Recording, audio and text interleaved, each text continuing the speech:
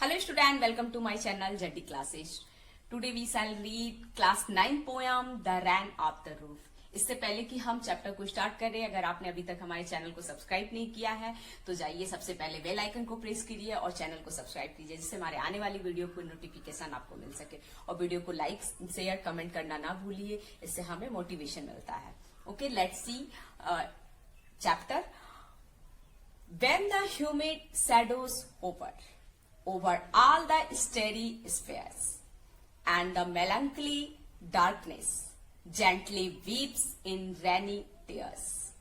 What a bliss to press the pillow of a cottage chamber bed and lie listening to the patter of the soft rain over it.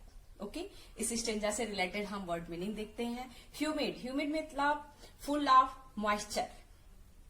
Hover मतलब move around something. Melancholy मतलब sad. Patter means sound of rain drops falling on the roof. Okay, word कह रहा है when the humid shadow hover.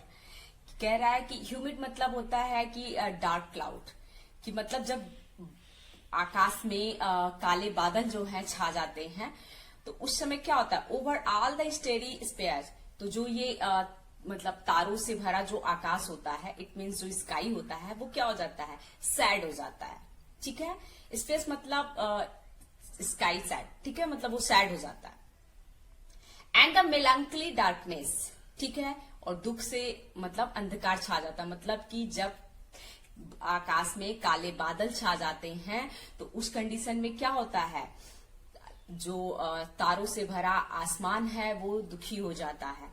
ठीक है, और चारों तरफ अंधकार छा जाता है। तो वैसे सिचुएशन में क्या होता है, जेंटली वीप्स इन रेनी टीयर्स।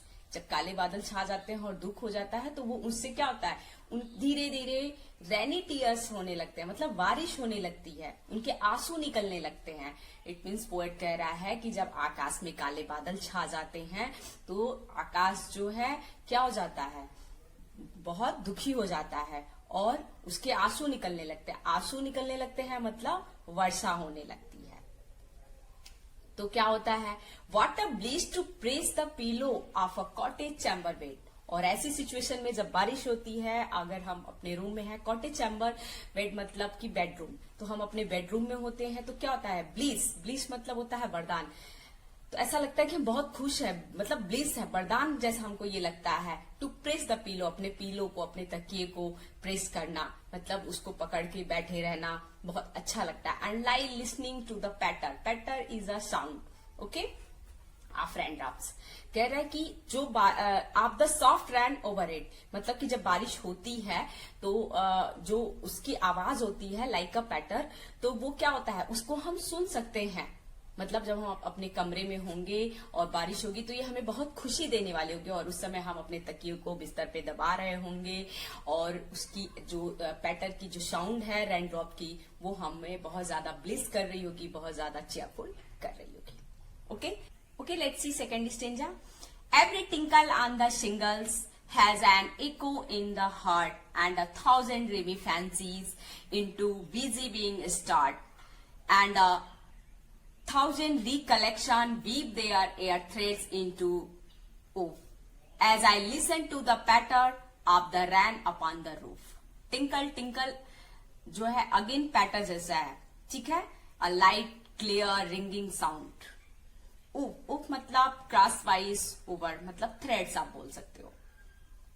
वर्ड कह रहा है कि जब टिंकल मतलब कि जब वर्षा की बूंदें होती हैं तो जो साउंड होता है ऑन द सिंगल्स मतलब टाइल्स जो छत के ऊपर लगी होती हैं, टाइल्स, उसको कह रहा है कि उस पे जब बारिश की बूंदें गिरती हैं, has an echo in the heart. तो उसमें से मतलब उसके हर्ट से, मतलब जो टाइल्स है उसके हर्ट से एक आवाज निकलती है। इट मीन्स जब बारिश की बूंदें गिरती हैं टाइल्स पे तो जो उससे साउंड रिपीट होती है, जो आवाज निकलती है, वो कैसा लगता है, जैसे कि कोई दिल से हमारी आवाज आ रही है।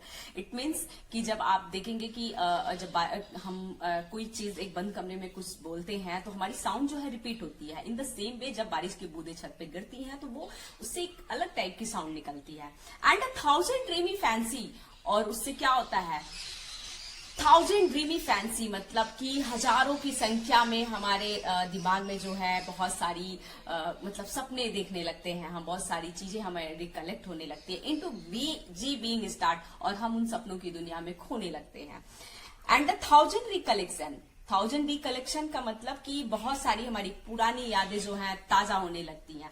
Weave their airy threads into book, कह रहा है कि हम उन धागों को कलेक्ट करने लगते हैं, मतलब हवाओं में धागों को कलेक्ट करने का इन द सेंस क्या है, मतलब हम अपने सपनों की दुनिया में खो जाते हैं और हम अपनी उन यादों को जो है कलेक्ट करना मतलब याद करना शुरू कर देते हैं। As I listen to the patter, और ऐसा कब होता है, जब मैं पैटर यानी कि उस रैन डॉग की साउंड को सुनता हूं। Of the rain upon the roof, यानी कि अपने छत पर जब हम उस पैटर उस टिंकल की साउंड को सुनता हूं तो फिर हमारे अंदर बहुत सारे सपने आने लगते हैं और बहुत सारे हमारे जो है मेमोरीज जो है रिकलेक्ट होती हैं। जैसे कि धागों में हम कोई चीजों को पिरो के रखे रहते हैं तो उन्हें हम मतलब रिकॉग्नाइज करते हैं। Okay, let's see third stanza. Now in memory comes my mother as she used in years agone to regard the darling dreamers, or she left them till the dawn. Oh, I feel her fond look on me as I listen to this refrain which is played upon the singers by the patter of the rain. Okay, और मतलब old poetic word for before. And refrain मतलब repeated जो होता है part of sound, but here जो है वो sound of rain like a patter like a tinkle. Okay, poet कह रहा है कि जब आपने देखा इसके पहले वाली स्टेंजा में पोएट ने ये चीज क्लियर किया कि जब बारिश होती है तो वो अपने मतलब 1000 मेमोरीज को जो है रिकलेक्ट करता है। किन किन मेमोरी को करता है, कह रहा है कि जब बारिश होती है तो उसे अपनी माँ की याद आती है। Now in memory comes my mother, मुझे मेरी माँ की याद दिलाती है। ऐसी यूज्ड इन ईयर्स अगॉन, जो वो बहुत साल पहले करती थी। इट मीन्स पोएट की मदर उनके साथ नहीं है, मे बी वो इस दुनिया में नहीं है। To regard the darling dreamers, ठीक है, वो उनके डार्लिंग ड्रीमर पोएट जो है खुद को बोल रहा है, या फिर ड्रीमर्स वर्ड यूज किया गया। इट मीन्स पोएट के साथ उसके सिबलिंग भी होंगे, उनके भाई बहन भी होंगे, कि वो उनके भाई बहनों के लिए बहुत ज्यादा अच्छी थी, वो उनको याद दिलाती है। और सी लेफ्ट देम टिल द डान, वो उनको कब तक नहीं जगाती थी, मतलब बारिश के दिनों में उनकी माँ उन्हें कब तक नहीं जगाती थी, जब तक कि डे ब्रेक नहीं हो जाता था। डॉन मतलब एकदम अर्ली मॉर्निंग, जब सुबह होता है तब तक वो उन्हें नहीं जगाती थी। O I feel her fond on look me, और उन्हें बहुत अच्छा लगता था जब बारिश होती, वो सुबह सुबह उनको अपने पास देखना उन्हें बहुत अच्छा लगता था, उनको अपने पास महसूस करना, मतलब अपनी माँ को देखना बहुत अच्छा लगता था जब बारिश होती थी और सुबह वो उन्हें जगाती थी। पोएट कह रहा है as I list to this refrain, ठीक है, जैसा कि मैं इस साउंड को सुन सकता हूँ, which is played upon the singers by the patter of the rain, यानी कि जब बारिश होता है तो उसकी जो बूंदे गिरती हैं बारिश की, वे जो है सिंगल्स पे टाइल्स पे जब गिरती हैं तो जो साउंड होता है उससे जो हमें मतलब खुशी मिलता है, जो मतलब चेयरफुल महसूस होता है, उन चीजों को हम सुन सकते हैं। इट मीन्स आपने देखा कि पोएट जो है बारिश जब होती है तो वो बहुत खुश होता है और वो उसे उस टाइम पे अपनी बहुत सारी मेमोरी को कलेक्ट करता है। इवन ये बारिश जो है उसे उसकी मदर की याद दिलाती है। ओके, आई होप अब आपको ये चैप्टर क्लियर हो गया होगा। अब हम देखते हैं इस चैप्टर में क्या क्या लिटरेरी डिवाइस यूज किया गया है। तो सबसे पहले हम देखते हैं कि इसमें एलिट्रेशन जो है यूज किया गया। एलिट्रेशन मैंने आप लोगों को इसके पहले वाली वीडियो में भी बताया है, द रिपीटेशन ऑफ कॉन्सोनेंट, मतलब एक की कोई भी वर्ड का एक लेटर जिसका मतलब बार बार जो है साउंड जो है मैच करता है वो रिपीट होता है। तो आपने देखा कि ये जो है लगभग तीनों स्टेंजा में आपने देखा है। पहला है humid hovered, starry spheres, press pillow, lie listening, वीजी वीइंग, rain roof, memory my mother, darling dreamers. Okay, इसके अलावा आपने देखा कि इसमें और भी लिटरेरी डिवाइस यूज है जो है ओनामेटापोइया, मतलब कि ये होता है कि ध्वनि सूचक अलंकार, जिसे आप बोल सकते हो कि किसी चीज से जो साउंड मतलब क्लियर होता है उसको हम कहते हैं। ठीक है, तो यहाँ पे कौन सी साउंड जो है रिपीट होती है, जैसे टिंकल, पैटर, ये जो साउंड्स है मेड बाय रैन ड्रॉप्स, ठीक है, रैन ड्रॉप की वजह से हो रही है। इसके अलावा इस चैप्टर में आप देखिए जो पोएम है उसमें पर्सोनिफिकेशन भी है। ठीक है, पर्सोनिफिकेशन क्या होता है, मतलब creating a non living things as a living thing, मतलब जो नॉन लिविंग थिंग होता है उसको हम लिविंग के रूप में एक्सप्रेस करते हैं। तो यहाँ पे आपने देखा कि रिकलेक्शन वर्ड यूज हुआ है जो कि सेकेंड स्टेंजा में है। Recollection is personified when he says that they weave dreams, मतलब कि रिकलेक्ट करता है, वे अपने सपनों को वीव करता है, सपनों को बुनता है। ठीक है, तो रिकलेक्शन जो वर्ड है उसको नॉन लिविंग है लेकिन वो लिविंग के रूप में उसको एक्सप्रेस किया गया है। सेकेंड वर्ड जो है वो यूज किया गया है darkness. Darkness has been personified when he says that it's sad, मतलब कि डार्कनेस वर्ड जो है कि जब पोएट बोल रहा है कि मतलब जब बारिश होती है या काला बादल जब आकाश में छा जाता है तो उससे जो तारों से भरा आकाश होता है वो दुखी हो जाता है।